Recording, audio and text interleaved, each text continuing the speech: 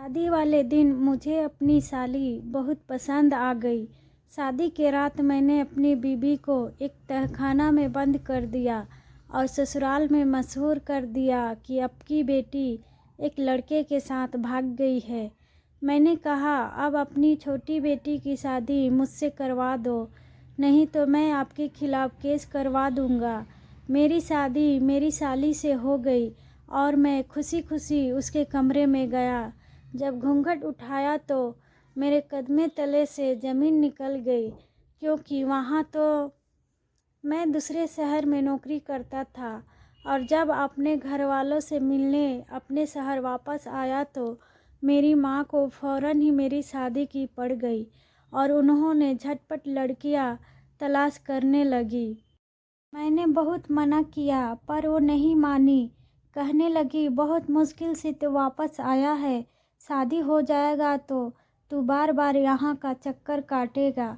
मुझे कम से कम तेरा शक्ल देखने के लिए तो तरसना तो नहीं पड़ेगा। मम्मी ने अपने जानने वाले रिश्तेदारों से मेरा रिश्ता एक बहुत ही अच्छे घरानों में तय कर दिया। माँ ने मुझे बताया कि लड़की बहुत खूबसूरत और गोरी चिट्टी है और पढ़ी लिखी है। माँ ने तो अपनी बहू के तारीफ में ज़मीन आसमान कलीन भी मिला दिए थे। लड़की के घर वालों को बताया था कि मुझे नौकरी के लिए वापस शहर जाना है और इसलिए जल्दी शादी करनी होगी। लड़की के घर वाले सादगी के कायल थे। उन्होंने कहा कि वह बहुत धूमधाम से शादी नहीं करना चाहते और इसलिए एक हफ्ते के अंदर वह अपनी बेटी की शादी करने के लिए तैयार है। दोनों घरों में जोर जोर से शादी की तैयारियां जारी थी। मैंने अपने छोटी बहन को एक चॉकलेट लाकर दी और उसे उसकी होने वाली भाभी का नंबर मांगा। मैं जानता था मेरी छोटी बहन नेहा एक चॉकलेट के बदले अपनी जान भी दे सकती है। नेहा ने फ़ौरन ही मुझे चॉकलेट ली और वादा कर लिया कि वो मुझे नंबर लाकर देगी। और जब अम्मा अपनी बहू की चूड़ियों का और कपड़ों का साइज लेने गई तो मुझे एक नंबर लाकर दिया और बताया कि यह नंबर मेरी होने वाली बीबी सुषमा और उसकी छोटी बहन स्वाति दोनों ही इस्तेमाल करते हैं। नंबर संभाल कर रख लिया था और सोचा था कि सही मौके पर सुषमा को फ़ोन करूँगा और उससे शादी से पहले एक बार मुलाकात करने की फरमाइश करूँगा, क्योंकि मैं अभी तक सुषमा को नहीं देखा था और शादी में इतना कम वक्त था कि मिलने मिलाने की नौबत ही नहीं आई थी। शादी की तैयारियों में दिन बहुत तेज़ी से गुजर रहा था। हमारे घर के नीचे पापा ने बहुत पहले एक तहखाना बनवाया था। सफाई करवाते समय मैंने उस तहखाने में घर का पूरा सामान डालकर घर को साफ सुथरा कर दिया था। उस तहखाने के बारे में मेरे और मेरे माँ के अलावा कोई नहीं जानता था, क्योंकि वह पुराने वक्तों के बना हुआ था और अब उसे कोई इस्तेमाल भी नहीं करता था। सारा दिन घर के कामकाज में ऐसे गुजरा था कि मुझे सुषमा को फ़ोन करने का वक्त भी नहीं मिलता था। मैं सुषमा को किसी ऐसे वक्त पर फ़ोन करना चाहता था कि जब मेरे पास कोई इर्द गिर्द ना हो, ताकि मैं सुकून से उससे बात कर सकूं। लेकिन पिछले कुछ दिनों में मुझे ऐसा कोई वक्त नहीं मिल सका और मेरा शादी का दिन सर पर आ गया। शादी से एक रात पहले मैं कमरे की सजावट में जाकर सारी रात गुजार दी थी। कमरे की इतनी खूबसूरत अंदाज से सजाने के बाद मेरे दिल में अजीब सी अरमान पैदा होने लगे थे और मैं पहली दफ़ा शादी को लेकर बहुत से जज्बात महसूस कर रहा था। मैं सुषमा को फ़ोन करने के लिए नंबर मिलाने लगा ही था कि इस वक्त मेरी बड़ी बहन आकर मुझसे कहा, पहले बाज़ार के कुछ काम निपटा दो, क्योंकि देखते देखते शाम हो जाएगी और बारात लेकर जाना है। मुझे अंदर ही अंदर गुस्सा आ रहा था, क्योंकि मेरे चाहने के बाद भी सुषमा से बात नहीं हो पा रहा था और ना ही उनसे मुलाकात कर पाया था। मैं अपने एक दोस्त को लेकर बाजार की तरफ निकल पड़ा। जब मेरे दोस्त ने अचानक से पूछा कि भाभी के मुंह दिखाई में क्या गिफ्ट दोगे। अपने दोस्त की बात सुनकर मैं सोच में पड़ गया, क्योंकि इस बारे में तो मैंने सोचा ही नहीं था और ना ही मुझे अंदाज़ा था कि सुषमा की पसंद कैसी है। और यही मसला जब मैं अपने दोस्त को बताया तो कहने लगा, इसमें क्या मुश्किल है, फ़ोन का दौर है, कॉल मिला और भाभी से पसंद नापसंद के बारे में मालूम कर ले। मुझे अपने दोस्त रोहित का बात बिल्कुल ठीक लगा। इसी बहाने मैं सुषमा से बात भी कर लेता। मैं सड़क के किनारे खड़े होते हुए सुषमा का नंबर मिलाया। मेरा दिल पूरी तरह धड़क रहा था कि ना जाने कौन फ़ोन उठाएगा, सुषमा या फिर उसकी छोटी बहन। मेरी कॉल मिलाते ही मुझे करीब से फ़ोन बजने की आवाज़ सुनाई दी। मैंने पलट कर देखा तो दो लड़कियां एक बड़े से पार्लर के बाहर खड़े होकर बातें कर रही थी। उनमें से एक के हाथ में फ़ोन गुनगुना रहा था। मैं लगातार उन दोनों लड़कियों की तरफ देख रहा था। जब उनमें से एक लड़की ने फ़ोन रिसीव कर लिया और जैसे ही हेलो किया, मैं हैरान रह गया, क्योंकि उसकी हेलो की आवाज़ मेरे फ़ोन में से उभर रही थी। मैंने कुछ कदम पीछे हटकर बात करने की कोशिश की और बहुत गौर से दोनों लड़कियों को देखने लगा। उन दोनों ने मेरी तरफ नहीं देखा था। जिस लड़की ने फ़ोन उठाया था वह बहुत ही खूबसूरत और प्यारी थी। पहले ही नज़र में मेरा दिल उस पर आशिक हो गया था। मैंने दिल से दुआ की कि यही लड़की सुषमा हो। उस लड़की ने फ़ोन उठाते ही मुझसे पूछा कि मैं कौन हूँ, तो मैं बता दिया कि मैं विकास बात कर रहा हूँ। यह सुनते ही कुछ लम्हों के लिए लड़की शांत हो गई, फिर कहने लगी कि मैं स्वाति बात कर रही हूँ। यह सुनकर एकदम ही मेरा दिल बह गया। उसने अपने साथ वाली लड़की को इशारे में कोई बात कर रही थी और वह शायद सुषमा थी। मैंने एक गहरी नज़र सुषमा पर डाली तो मुझे अपना दिल डूबता हुआ महसूस हुआ, क्योंकि स्वाति के आगे तो वो बिल्कुल बदसूरत नज़र आ रही थी। हम दोनों के दरमियान इशारों में कोई बात हुई थी और सुषमा नहीं में सर हिला रही थी। और उसके बाद स्वाति मुझसे कहने लगी कि सुषमा इस वक्त आपसे बात नहीं करना चाहती। शाम को आप दोनों का विवाह है और उसे शर्म महसूस हो रही है। अगर आपको कोई ज़रूरी बात करनी है तो मुझे बता दीजिए। मेरा दिल इस कदर उदास हो गया था, मैंने बिना कुछ कहे ही फ़ोन बंद कर दिया और खामोशी से वहाँ से निकल गया। कुछ ही देर में मेरा फ़ोन दोबारा बजने लगा था। मैंने देखा तो स्वाति मुझे फ़ोन कर रही थी, लेकिन इस वक्त मुझे किसी से बात करने का मन नहीं कर रहा था। मैं उदास दिल से अपना फ़ोन बंद कर दिया। सिस्टर के बताया हुआ कुछ ज़रूरी सामान खरीदने के बाद मैं घर वापस चला आया। मैंने मुंह दिखाई के लिए कोई तोहफा नहीं खरीदा था। मुझे समझ नहीं आ रहा था कि माँ ने सुषमा को क्या देखकर पसंद किया है, जबकि जितनी खूबियाँ उन्होंने गिनवाई थी सब के सब मुझे स्वाति में नज़र आई थी। जब मैं घर पहुंचा तो सभी लोग बारात जाने की तैयारी में मगन थे। मैंने सोचा कि मैं अपनी बड़ी बहन से इस बारे में बात करूं, लेकिन वह अपने बच्चों में इस कदर मसरूफ़ थी कि मुझे देखते ही बहुत सारे काम और पकड़ा दिए। दूसरी तरफ मेरी माँ आवाज़ लगाकर कह रही थी कि बारात निकलने वाली है और तू अभी तक तैयार नहीं हुआ है। मैं ज़बरदस्ती खुद को इस विवाह के लिए तैयार किया, जबकि मेरा दिल तो बागी हो गया था। मैं तैयार होकर घर वालों के साथ बारात लेकर निकल गया। बहुत सादगी से ही सुषमा के घर वालों ने सारा इंतजाम किया था। मेहमान भी बहुत ही कम थे और सादगी से ही सुषमा को मेरे साथ सेहरा बांधकर रुखसत कर दिया गया था। मैंने एक नज़र भी उसके तरफ नहीं देखा था। मैंने सारा वक्त ही स्वाति को ढूंढने में मसरूफ़ था, लेकिन पर्दे के इंतजाम होने से मुझे वह कहीं नज़र नहीं आई। कोई भी औरत मर्दान खाने के तरफ नहीं आई थी। मैं सुषमा को गाड़ी में अपनी माँ के साथ बैठा दिया था और खुद आगे ड्राइवर के साथ बैठ गया था। मैं ना ही सुषमा का शक्ल देखी थी और ना ही देखने के दिलचस्पी थी। मैं पार्लर के बाहर उससे बहुत अच्छी तरह से देख लिया था और मेरा दिल भर गया था।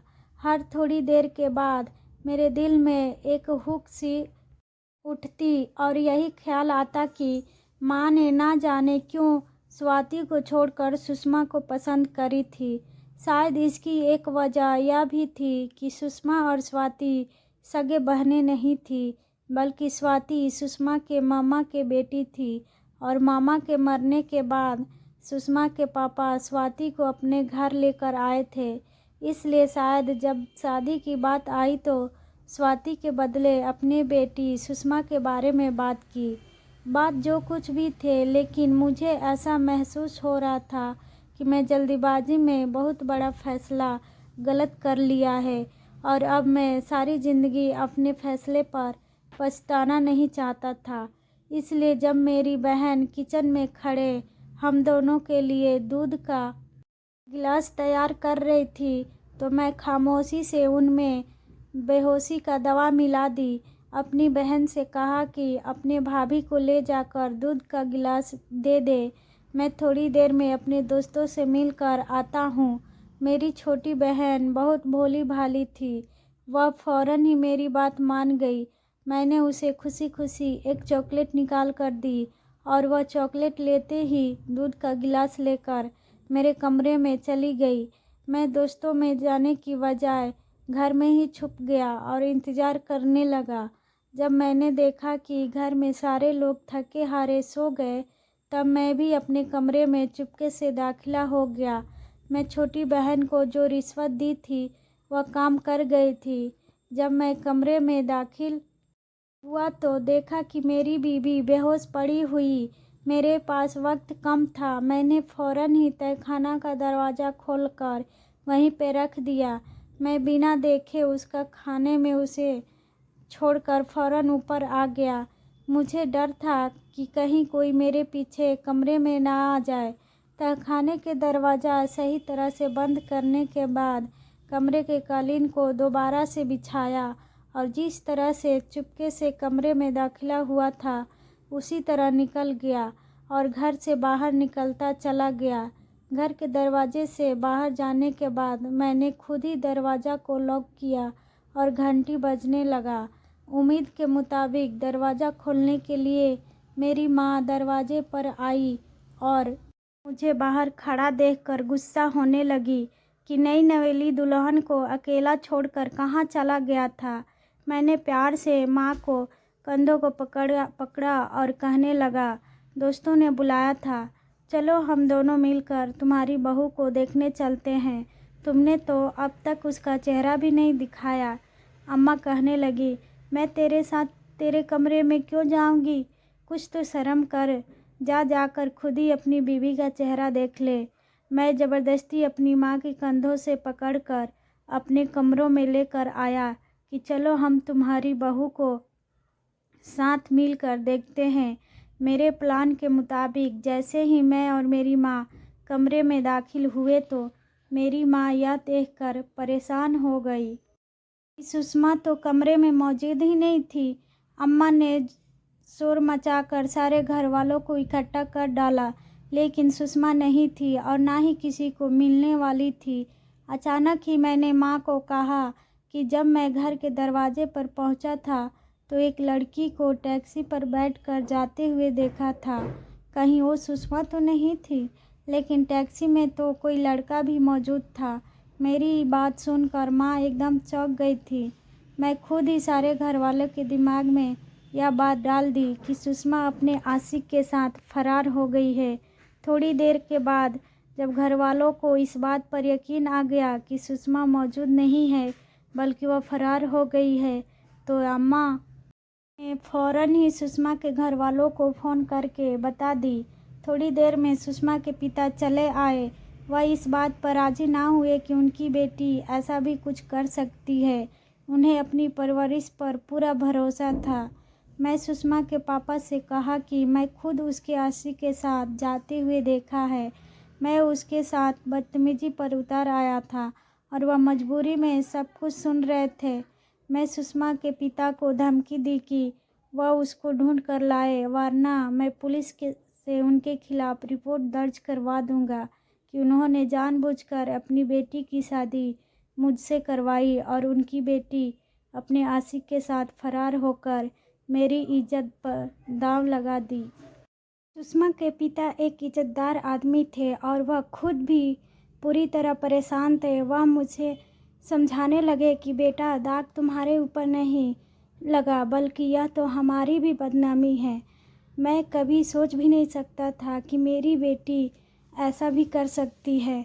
मैं गुस्से में उनसे कहने लगा कि एक दिन बाद मेरी रिसेप्शन है, मेरे सारे ही दोस्त और रिश्तेदार शामिल होने वाले हैं। मैं लोगों को क्या मुंह दिखाऊंगा? लोग मेरे बारे में कैसे कैसे बातें करेंगे कि मेरी बीवी तो पहले ही रात मुझे छोड़कर चली गई। आपकी बेटी ने मुझे बदनामी के समंदर में डुबा दिया है और अब आप ही मुझे इस बदनामी से बाहर निकालेंगे। मेरी बात सुनकर सुषमा के पिता परेशानी से मेरा चेहरा देखने लगे कि भला वो क्या कर सकते हैं।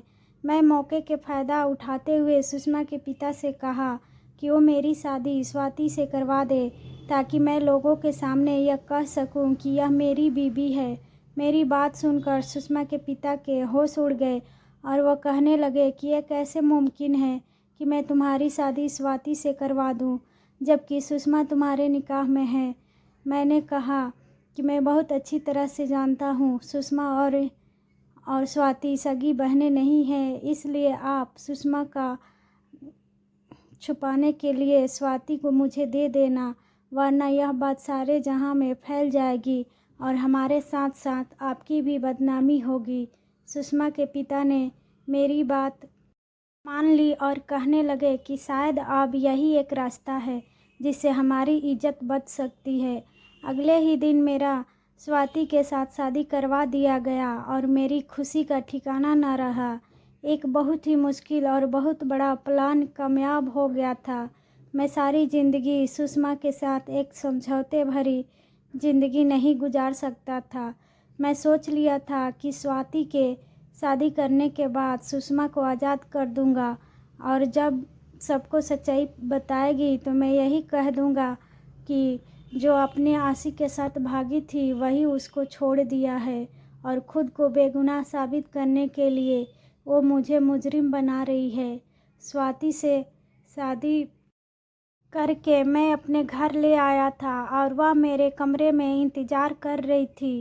मैं बिना वक्त जाए किए कमरे में दाखिल हुआ और दरवाज़ा बंद करके उसके करीब चला आया। आज मेरा दिल खुशी से छलांग मार रहा था। मुझे जिससे मोहब्बत हुई थी वह मेरी साली थी और मैं बहुत मुश्किल से और बहुत मेहनत से उसे अपना बीवी बना ही लिया था।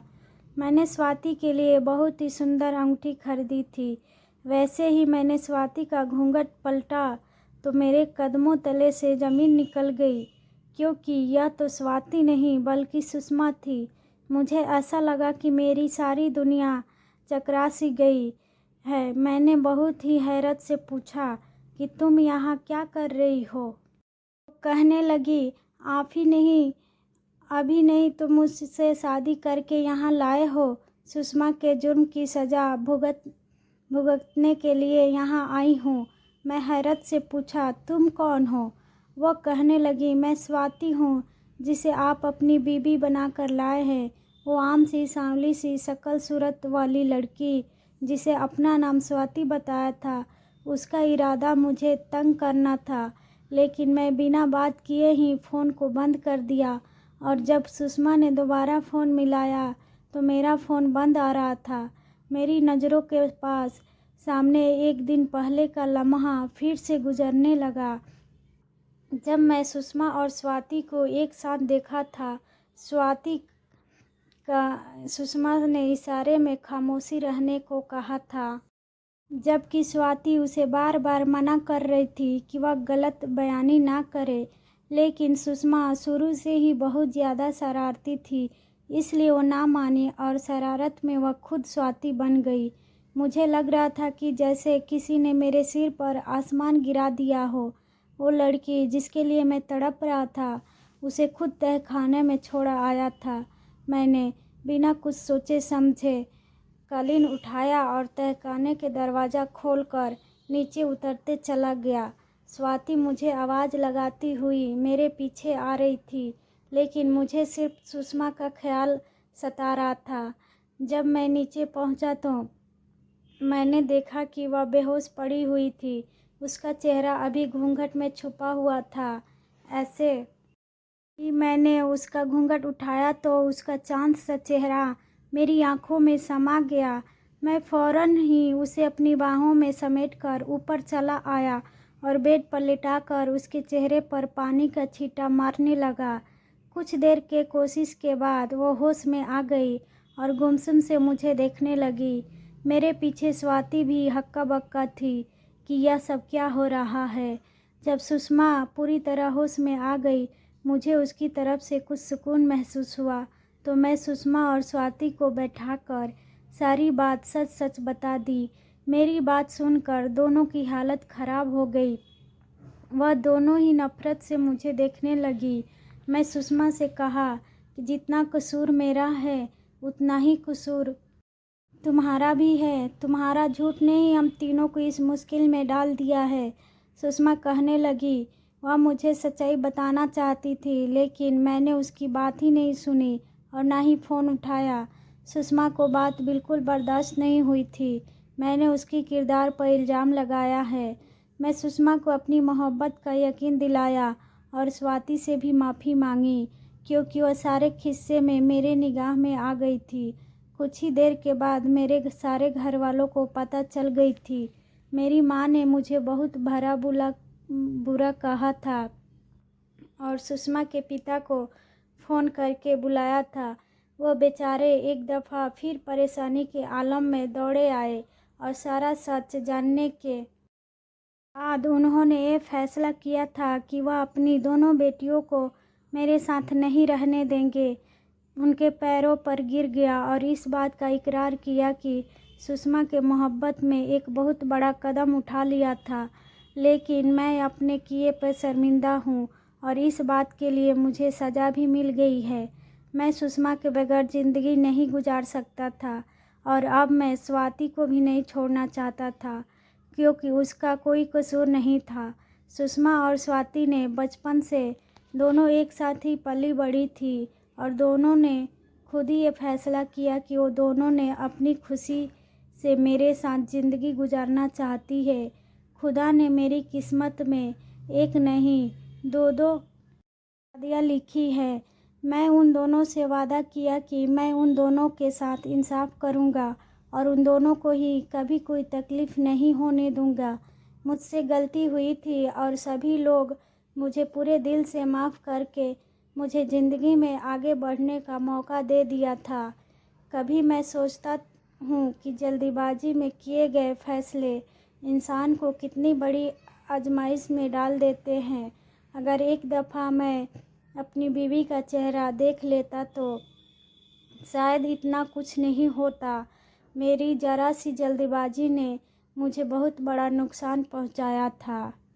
दोस्तों, कहानी कैसी लगी कमेंट में ज़रूर बताना और ऐसी कहानी सुनने के लिए हमारे चैनल को सब्सक्राइब करें और नोटिफिकेशन बेल को ज़रूर दबाएं, ताकि अगली अपडेट सबसे पहले आपको मिले।